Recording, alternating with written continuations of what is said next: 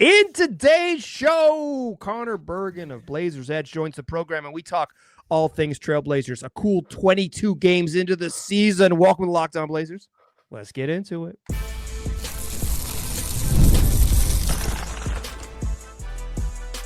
You are Locked On Trailblazers, your daily Portland Trailblazers podcast, part of the Locked On Podcast Network.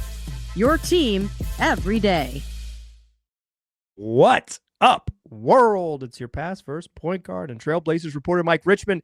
You listen to another episode of Locked On Blazers, part of the Locked On Podcast Network, available wherever you get podcasts and also on YouTube. Thanks for making this show your first listen, coming at you each and every weekday, Monday through Friday. So make it a part of your daily routine. Make your first listen and tell your friends to do the same. It's Locked On Blazers, your team every day. Today's episode, a fun one. We are joined by a writer from Blazers Edge and a budding young podcaster, Conor Bergin. Conor, how you doing, man? Good, Mike. Thanks, man, for having me back. Feels a lot cozier on the pod this time. My second time. There you go. Yeah, I've got lighting. I got a mic this time. The production quality has really improved. Listen, you were on. Yeah, I was gonna say you were on 6 weeks ago, and you've made your astronomical rise in the podcasting game from a debut 6 weeks ago. You're truly the Donovan Clingan of this. Let's start. Let's maybe not start with that, but let's start it broader. What are your thoughts? Blazers are 8-14. They're not one of the terriblest of terrible teams, but they're clearly not one of the good ones. What are your thoughts? 22 games into the season. Yeah, I think it's everything feels kind of conflicting. It's hard to gauge what is good, because it's okay, they're a little bit better than you would have hoped compared to last year, but now are they too much better? Because it's gonna they're not good enough to be real yet. So it's okay, well, do you want you need a shot at Cooper Flag? How much of it is just opponents not playing very well against them? What can be taken as concrete positive progress for this team? And kind of, I'm curious to hear what you think about that. But the one thing that I feel comfortable about saying after 22 games or whatever is that the defense with Clingan in the middle with the big wings feels real to me. When they're at their best, that is the model that seems just the most sustainable and where you can actually see kind of what they're building towards, with Denny and Tumani and just Clingan in the background, cleaning stuff up. It's a fun style of basketball to watch.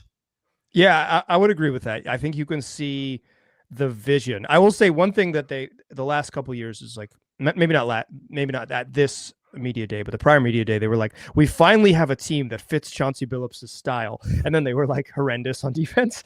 Did they say that? Did they say that last year? Yeah, and then they it was a big mistake. They I would say Joe Cronin versus Public Speaking is kind of a rivalry. They were very careful not to say stuff like that this year. That wasn't a thing they were going to say, right? They were very cautious about proclaiming anything. I think they were very intentionally kind of yeah, we're not very good. Don't get your hopes up. That type was of thing. the vibe. I was wow, they're just saying it. yeah, exactly. And Chauncey was saying, he's I'm not supposed to catch lightning in a bottle. I was whoa, okay. You were bro, aim for the lightning. Come on. Yeah, but I'm with you. Although they've tempered our expectations, I do think you see they want to be big, right? They started the year playing incredibly big. That lineup didn't work because they just couldn't score at all, and some of that I think is because Anthony Simons just his lows have been really low this year.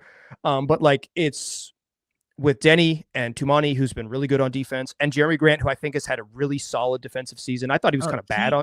Yeah, go ahead. He fits in. His help side defense. He was used so much on ball. The last 2 years, and he was okay, but no, he wasn't. He was bad at it. That's not what he's good at, right? Now you're seeing his length fits in. His weak side blocks have been really noticeable. He slides in really well, and out of the vets that people are very angry about a lot, with Aiden and Simons and Jeremy Grant makes the most sense for what 100%. They're trying to do. Yeah. Yeah, they just, you could see the vision, right? I don't know that you could see the vision of like championship level or whatever, but like you could see like they have an identity that they like to push towards, and whatever they do next will push towards that identity. Even you look at down the bench, it's like, what is Chris Murray like? He's kind of like a diet version of the guys who play. Even Ryan Rupert to some extent is the length and the defensive interest and all of those things. Like you see it there. Sorry, go on. No, I would just say you kind of know what they're aiming for. You know where the arrow is pointed very clearly. No, yeah, they're building like a team. They're building all the parts of a team just without the superstar. Like you just need to input. Like if you put a superstar in with Denny Avdia and Toumani Camara and whoever's playing center that night, like that's a pretty solid like roster right there. They just don't have. That's like the one thing and everybody says it, but you just don't know. And I talked about how I loved Shaedon Sharpe at the beginning, and how I was in that camp, and he's doing better, but I'm kind of like, can Shaedon Sharpe get to a number 2? That's right. Where I think I've reached. Like, I don't think he's going to be the guy, but can he reach the second star on a team is like ideally what I think his ceiling would be. I want to ask you about Sharpe and another thing you actually mentioned about them winning too many games, but I think what they've done a really good job of is identifying. They're like good at finding role players. Like I think they clearly have an ability to hit. A listener said that they've collected like a massive group of like competent role players, but nobody better and very few people worse. It's like, yeah, that's kind of what it is. Yeah, no, Dwap Reith can't even get minutes, and it's like he's pretty solid, he's an third center. Yeah, exactly. But he like can't play exactly. And like even Jabari Walker, who was like out of the rotation, when he plays, like obviously his ceiling isn't that high, but it's like he's had some moments where you're like, oh yeah, Jabari can help a little bit. He can do some things. Let's talk about both those things though. You mentioned Shaedon Sharpe and kind of where you're at with him, because I think he's a really interesting sort of case study for what's next with this team. And then you also mentioned something that I hear a lot of people say, and I want to pick your brain about what it means to win too much, because I think it's a weird place for this team to be. That's what we'll talk about in the second segment. Join us on the other side. First, I want to tell you that today's show is brought to you by Chime. Take control of your finances by using a Chime checking account with features like no monthly or maintenance fees, fee-free overdraft up to $200, or getting paid up to 2 days early with direct deposit. You can learn more at chime.com/MBA. Here's how it works. You set up direct deposit in your Chime account, and then after a qualifying direct deposit of $200 or more, Chime will notify you to enroll in SpotMe. With an activated debit card, Chime will spot you up to $200 on debit card purchases and cash withdrawals. So if you need money, Chime is there to help. Your next direct deposit into that same account will be applied to your negative balance, and Chime never charges you overdraft fees for using SpotMe. Enjoy the holidays while keeping your financial goals on track with Chime. Open your account in 2 minutes at chime.com/MBA. That's chime.com/MBA. Chime feels like progress. Banking services and debit card provided by the Bancorp NA or Stride Bank NA, members FDIC. SpotMe eligibility requirements and overdraft limits apply. Direct deposit timing depends on submission of payment file. Boosts are available to eligible Chime members enrolled in SpotMe and are subject to monthly limits. Fees apply at out-of-network ATMs and for over-the-counter withdrawals. All right, so chatting with Conor Bergin of Blazers Edge. Conor, let's start here. You mentioned up top that the Blazers are maybe winning too many games. Do you think that's real? Is that a real thing? I don't. It's conflicting. Like as like a it is. It's like as a fan of basketball and as a before I got this kind of more like credentialed gig, I was very much a Portland Trailblazers fan. Like you could still be a fan. Yeah, it's okay to still be. It's okay to still be a fan. I think there is this thing in media where people are like, "Oh, I'm not a fan of the team. This is like whatever." I think that's good to have objective journalists, but I also think you ain't got to lie to kick it. If it makes you feel good, if it makes it feel good when the team wins, you can feel good when the team wins. I feel good when the Moda Center is not like dead and the basketball is good to watch. as a fan and as a reporter, it is a lot more fun to be covering the team. But if you go back in my roots and look at my Instagram, there is Trailblazers fandom all throughout it. But so you want them to do well and you want them to be scrappy, but then it's also like we said, they don't have the star, and the whole thing about the Damian Lillard era was they jumped in too quick, and it's like, well, you don't want to do that. But then I also find this problem of like, okay, well, if they're winning, like, you can't stop them. Like, and I would much rather them be like the eighth best lottery odds, because that probably means that Scoot played better and Shaedon Sharpe played better and Donovan Clingan is kind of turned into something, rather than they're at the bottom of the league again, because then that must mean none of those guys worked, and like the Denny trade didn't work. Like, so it's like a conflicting back and forth. And do you think Joe Cronin will just pull the plug after March? Is that coming? Like, is that even so? Like, does any of this matter? Like, well, I do think will too much damage be done by then? Will he pull the plug too late? I don't know, but I don't know. I think there is, and I think you really hit it there.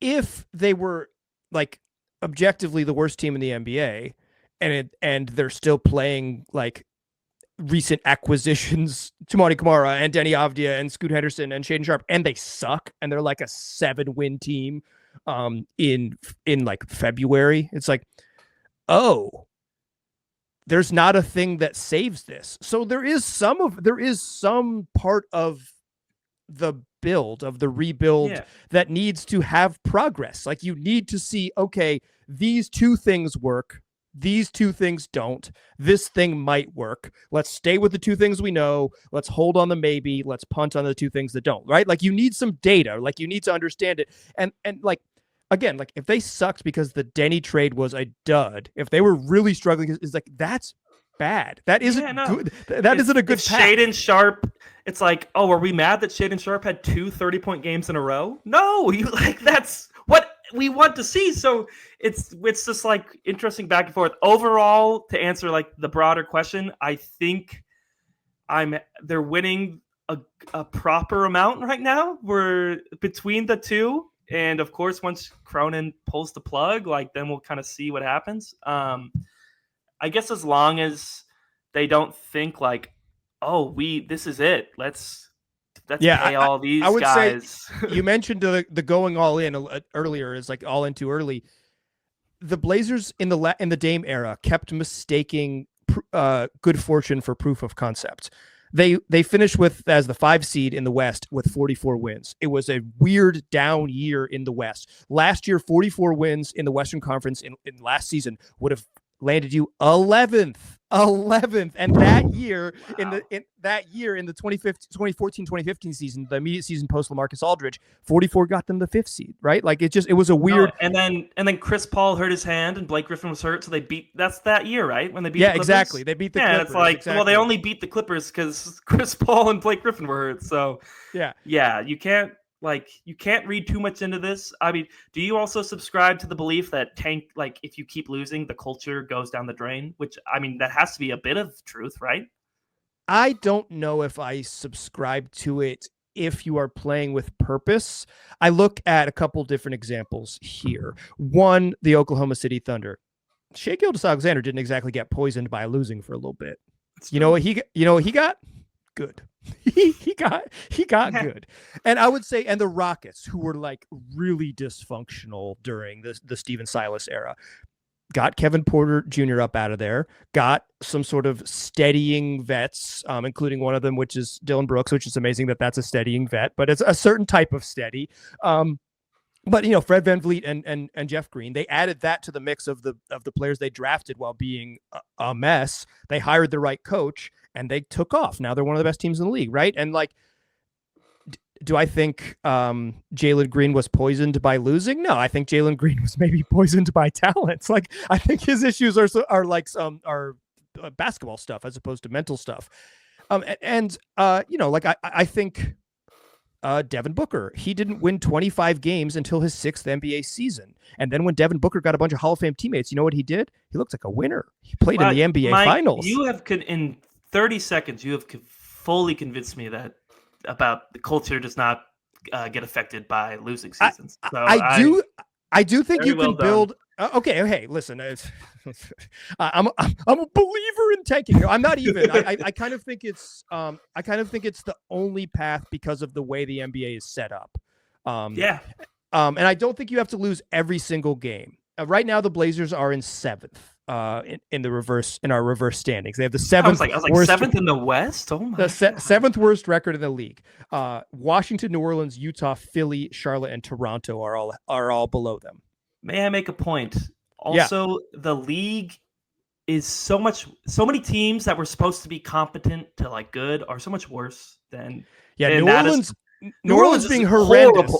New Orleans is horrendous. Yeah, that's a problem. That was eye-opening. That was like the second and third game of the season, I think, and I was like, oh my god, like you could. And they feel were sort of healthy in that game. Like they had, that was still with BI and Zion playing, and it was like, oh, this team sucks. And now they're hurt. Now they're hurt, and they have kind of bad juju around them. So some of the Timberwolves, they're still the Timberwolves and talented, but obviously they are going through their own bit of dysfunction or like loss of magic. So the Blazers, those were impressive wins, but it was like the Timberwolves team is not playing like they were last year. Totally. And I think Philly has no choice but to, I read an interesting story on PHLY from Derek Bodner. Basically, like Philly's has to thread the needle so perfectly to tank. Like they'd have to do it so perfectly that they basically can't. Like they just have to, they have to push forward into hell. Like that's just their only path. It's like they're just a messy team, and they've got it. They're 5-15. I think they're playing right now, or their game's wrapping up right now. Is that because they have like pick protections or something? Yeah, I think it's like it's pick protections, and it's also like, are you going to piss everyone off and like punts on this era? Like, because are you going to either like, I guess you could do it if Joel Embiid and Paul George played 0 minutes for the remainder of the season, but beyond that, it would be challenging. Philly did lose again. They are now 5. Yeah, that's tough. That's tough. 5-16. That's a challenge. Yeah, but I think they'll be, I would imagine they will catch and pass the Blazers at one point because they'll play some of their good players. I guess betting on Joel Embiid playing is tough, but I think Toronto has had some health stuff. They could get healthier and be better, but they're not very good. Charlotte's bad, Utah's bad, Washington's bad, New Orleans is horrendous. Blazers could still be the 5th worst record in the league, though. I don't think that's that far off. Okay, yeah, just the sweepstakes have gotten a little more difficult with some contenders you would not have expected. Yeah. And I think like Brooklyn is 10-13. I wouldn't be surprised if the Nets really head the other way at some point. If they really like, they're well coached and their offense is really good this year, and they've got like Olympics version of Dennis Schroeder hooping every night. But they're not very good. They will. At some point, I think, come back to earth. So I think there'll be another team in the mix, but they were supposed to be really bad. So maybe you just flip them in New Orleans and you say like, okay, it's about. Okay. So the Blazers about even. Yeah, which right now the Blazers are in like the Detroit Pistons, Chicago Bulls range, which is like exactly that feels kind of healthy. Like after last year, it's like a little bit of incremental, but it's not like they're setting the world on fire. Yeah. Okay. Let's talk Shaedon Sharpe though. You mentioned you were. I would say when Shaedon Sharpe came back and he played his first, 3 of his first 4 games, and he had like 20 in his debut and then 30 in back-to-back games in games 2 and 3. Why has I know you, Conor. I know after those first 2 games, you were like, dog, this dude is the truth. What has changed? Like, what about watching him has sort of changed your opinion there? Oh man. So it's not like it's gone tremendously down. It's not like, okay. I'm not selling stock, but just some things with, part of it's like the aggressiveness and the, like every game starts off with like 4 step back threes, and it kind of is maddening because it's like, okay, dude, just like drive. You're so athletic, just drive to the hoop. And so like the shot making and with the jumper is not as high as I was kind of expecting it to be, because he's had a few games where it's like 0 of 5 or whatever. Like, just none of that on ball shooting is working. Yeah, so far. This is a little bit dated, but prior to the previous game, he was shooting 19% on pull-up threes, 9 of 47. Yeah. And that was prior to the Clippers game. Those numbers are from. So those like efficiency issues are kind of like, okay, like, and this is his third year, and I've heard something about third year. There's some. It's supposed to be the leap. Supposed to be the leap. So that's like a little disappointing. And then like. There's also turnovers that are like a thing with him, and because one thing the reporters have been asking Chance Billups like continuously about Sharpe's aggression, and that was kind of like the big thing of like, are you telling him to drive more and like just like insert his will more in the game? And Chance Billups was like, yes, I tell him that all the time. I'm begging him. It's like part of the game plan. We are telling him to do it. He just doesn't always do it. And I asked that same question after the Dallas game, with that crazy offensive like explosion for both teams. But I asked him again, like, hey, like, not to beat a dead horse, but like, are you still? Sharpe kind of did it again, where he started off like 0-5. He did. He was quiet. Yeah, he was quiet. Yeah, and he said something. He was like, well, actually, he did kind of drive. Like, he just got caught a few times and like turned the ball over when he did it, and like drove without a plan. And that was kind of, I looked back, I was like, oh yeah, there were like 2 or 3 drives where he was trying to do it. So like, it seems like he still has to figure out some things, just with how to like utilize his athleticism and his handle, and with the efficiency that's why I get, if you're wondering like, why am I not as stoked? Those are the reasons.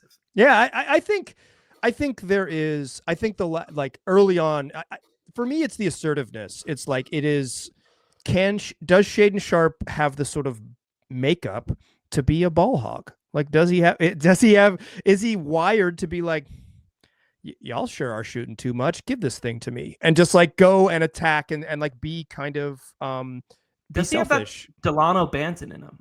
He kind of needs. Okay, there is something to the way Delano plays that is a skill. There is a skill of field goal attempts. Delano Banton, you know what he thinks when he has the ball? This dude can't guard me. And he could look at anyone in the league and think that. He could look at literally any player in the league and he's like right half the time. Yeah, he's been good. Yeah, exactly. But it's that confidence that is. You could learn it. Certainly players get more confident and their skill grows, and but like Delano has that. He has that, and I don't know that Sharpe has that, right? That's Delano. Have you paid attention? Delano sometimes gets annoyed at Anthony Simons, I think. Or like Delano is I'll say very emotive. When he has an emotion, it is very clear what he is feeling on the court. Because there's been a few times where he's open and Simons will take a pull-up shot instead, and you can just, it's something in the way Delano kind of just pauses just for a brief second where it's like, and then he gets back on defense. But it's like little things like that, and I don't think he was doing that to start the season, but now he's like, I mean, he's probably their best guard, which is kind of outrageous. This season, he's been their best guard. He's their most dependable guard from night to night. Which many are surprised this year, but none bigger than that. None bigger than that. Like, we're here 22 games in the season. I'm like, yeah, Delano Banton has probably been the best guard on the roster. What? I was waiting for the drop off like a little bit, and like obviously he hasn't been like his highs. There's been some like really big highs in a few games, but like the baseline is still pretty much like 10 points. Like. Yeah, he's hung in there. It's not like a flash in the pan for like a week so far. Yeah, it also has helped that the other guys have not exactly surpassed him. That's true. No, Chauncey Scoot getting hurt, Simons struggling, in an insane way. Yeah. Let's. I want to ask you a couple other questions about the direction of this team, and kind of like when they should pivot to whatever they're going to pivot to. Let's talk about that to close the show. Join us in the third segment. First, want to tell you that today's show is brought to you by FanDuel, America's #1 sportsbook and official sports betting partner of the NFL that wants you to tackle all the NFL action this season. And new customers right now on FanDuel can bet $5 and get $150 in bonus bets if you win. The FanDuel Sportsbook app gives you everything you need to place live bets on the NFL all in one place. So if you get a hunch in the middle of a game, you can check out the latest stats, you can view live play-by-play, and so much more, all on the same page where you place your bets. Just visit FanDuel.com to join today. You'll get started with $150 in bonus bets if you win your first $5 bet. That's FanDuel.com. Never waste a hunch and make every moment more with FanDuel, an official sportsbook partner of the NFL. Still a pass first point guard. Still Mike Richmond. You are still listening to Locked On Blazers. Still chatting here with sharpshooter Conor Bergin. You remember. Blazers Edge. Oh yeah, of course. That's okay. That's anyone who gives me their player archetype. I'm going to put that in the memory bank. I guess we're talking about the youngsters, and Shaedon Sharpe just hasn't quite been at that level where you're like, yes, this is the foundational piece and the superstar stuff. When and if, and you kind of alluded to this early, when and if do they need to actively try to trade some people who have already turned 25, who are the ripe old age of 26? And is that a priority to you? When you look at Anthony Simons, you look at DeAndre, and you even look at Jeremy Grant, who's probably maybe their most tradable piece, sort of. Is it to you? Is it imperative that they do those type of things? Does that have to get done this year? Man, I don't know if imperative is the right word, or if I'm leaning that hard in the direction, but I don't think it'd be a problem if they traded Anthony Simons or DeAndre Ayton this season. I think pretty clearly through this first quarter of the season, the team seems to be moving in a different direction from both of those two. Jeremy Grant, I think, fits. So and he has a lot more years on his contract than those two do. So I'm chilling on Jeremy Grant. The problem is is there a trade market for every right?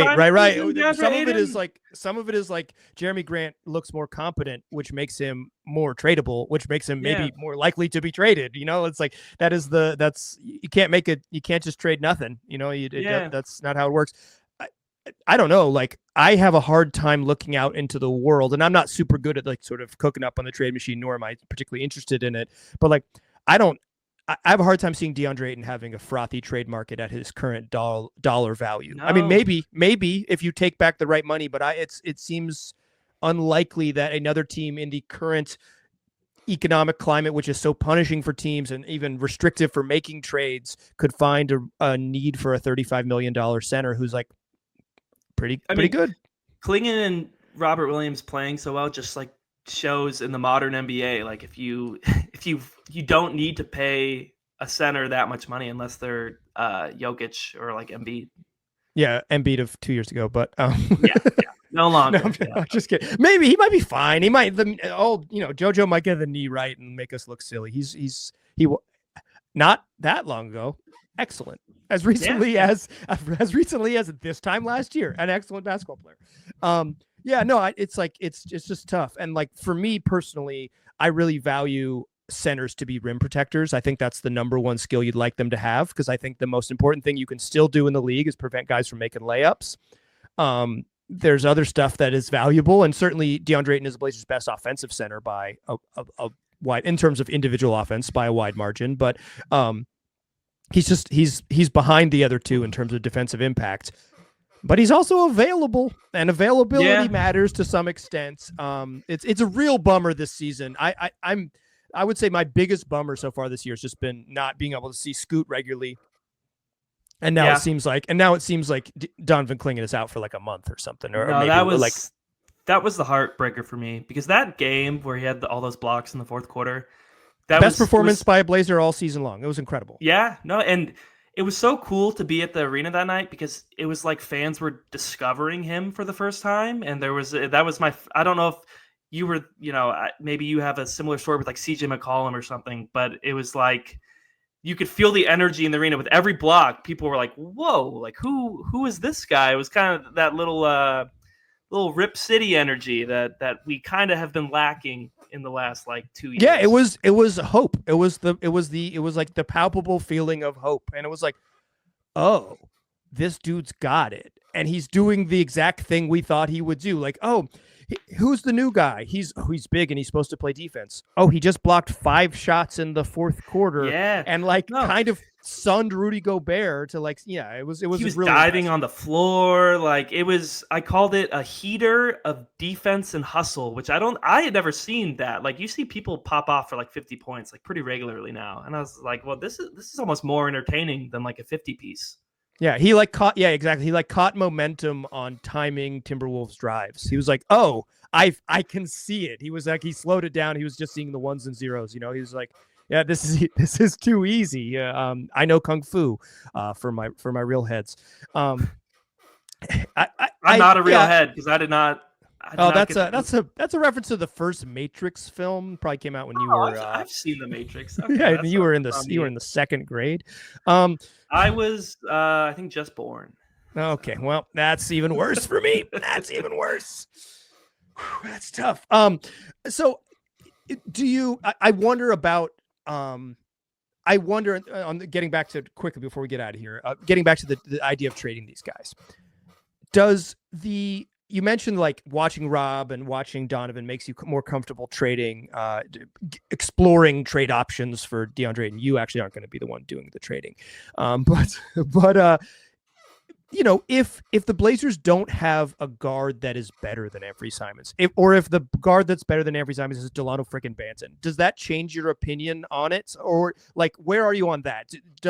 Does the growth of Shaedon Sharpe and Scoot Henderson, does that impact your decision or how you view the Anthony Simons trade decisions or shopping discussions? I don't think so. I think his contract situation like affects it more. Like it's ending in a year or like a year and a half now, basically. Like, yeah, is he the player that you want to like re-up with? I think, and if it's none of them. I guess like, is this a case where like you'd have to pick let me phrase it. Would you have to, if you don't want to keep any of them, do you have to just extend Anthony Simons so you don't lose the asset? Is that where do you back yourself into extending him? And I think that to me, that's the concern. If you've determined, oh, he's not going to be the guy, but then you also are like, oops, we didn't make a move. Here's another 4-year contract. Is that where it's leaning towards? Do you think? And do you think they were wanting to trade him, and then he played his difficult start this year has made that just like impossible? I don't know if they wanted to trade him. I have a tough read on that. It doesn't seem like they explored trading him at all this summer, right? Like there was no public reporting about the Blazers exploring options. It was just dorks like me being like, they should trade him to the Magic. And then people were like, are the Magic interested in Anthony Simons? Like, very clearly no. Yeah. Do they have the means? No. Yeah. But he's from Florida though. So it would be nice. Yeah, at that time there was you could dream of it, but as soon as they want defenders, that seems to be their MO. Is they want the KCPs of the world. So like, it seems like he was maybe flirting with being like, I don't want to be here anymore at his exit interview. Then nothing came of it, right? So it seems like they either mended the fences or there just wasn't a market for him, and they were like, "Are you cool coming back?" And he's like, "Yeah, whatever, it's fine. Yeah, like I'm fine." And now like. I don't know that in terms of his trade value, I'm not sure it can go up a ton. I think he is what he is, and everybody kind of knows what he is. But if he's shooting terribly, that does have some impact. That is, I think it can go down a little bit. I don't think it can go up very much. You just need him to play better for the health of the team that's on the court every night, for the health of his potential trade market, for Anthony Simons' mental health, for all of it, everything. Like it's just going to be better for literally all parties if he plays better. And some of it is maybe just like he's shooting bricks. Maybe some of it is the function of the offense, but I feel like he is just playing worse, doing a lot of the same stuff we've seen him do better in the past. Is my read on it? Yeah, no, it's been a little bizarre, and after that the game against the Mavericks where he played so well, you could kind of see the relief on his face afterwards. And it was and in that Memphis game where they were playing the whole team played really bad, but that was maybe his worst game ever. Like, you could see that it was impacting him. Like, that was the most solemn like I've seen any player so far this year. Like, it's been a difficult start for him. And it's been uncharacteristic. It's like a little bit of, it's kind of unexplainable a little bit. And I think his reactions to some of it makes me believe that some of it is just kind of, he even doesn't understand why he isn't shooting as well as he normally does. Yeah, exactly. And like the lows are low. So it kind of seems like it's not only he's struggling, and then there's like a mental aspect where it's like, why is it this way? And that kind of can build on itself. That's like some of that is a speculation, obviously, but it feels like that just watching it is that it's kind of building on itself. Conor, you do really good work at Blazers Edge. You are a wonderful young journalist that does real journalism out there in the world. If people are looking for more of your work, where can they find it? Yeah, you can find it on Blazers Edge, and then Blazers Edge basically every day. And I'm now the co-host of We Like the Blazers, a new podcast. Right. Well, it's not a new podcast. It's a Brandon Goldner, the great Brandon Goldner, asked me to join him as co-host for the pod. So we're like 3 episodes into that. And I just got to say, Blazers Edge this year, if you've not jumped over there in a while, really proud of the work that the whole staff has been doing. We're putting out really good content every day. So check it out. These are back, okay? These dudes are back. Go check. Send the word out. We're back up. Yeah, let the streets know. The thing about the old days is they're the old days. Dear listeners, that's another reference from a show that came out before Conor was born. I'll get new media properties one day that I'll reference on the show. Come back for tomorrow's show. Got another fun interview for you. You've heard him on the radio. His name's Brandon Sprague. He's going to join me on the program, unless, of course, he doesn't. And then this tease will be a bit of a regret for me, but I think he's going to be there based on the text message we recently explained. It's what we do 5 days a week wherever you get podcasts, and also on YouTube. Tell your friends about the program. I appreciate you listening. I'll talk to you soon.